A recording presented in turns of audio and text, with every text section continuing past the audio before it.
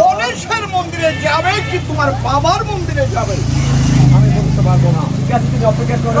আরে হরে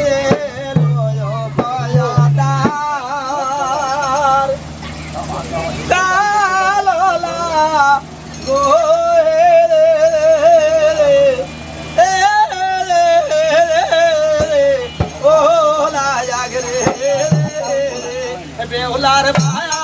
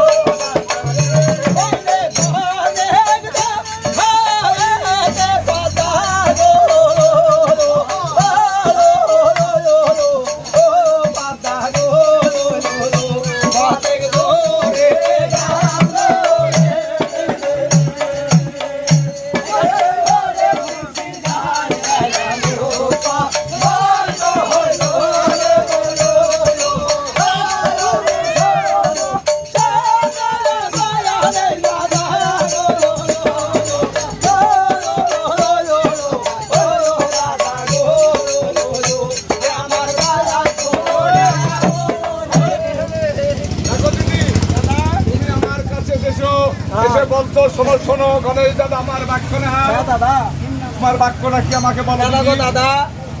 আমি একদিন গিয়েছিলাম আপনার কাছে মশা ভিক করতে এসেছি দাদা।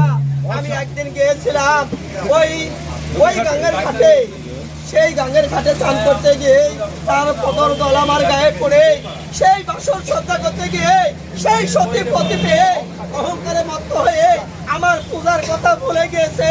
তাই এক পুষ্টি মশা ভিক্ষার নেই আমি আপনার দ্বারে এসেছি। দেখো দিদি, ভালো দাদা, তুমি তো ব্যস্ত থেকো না।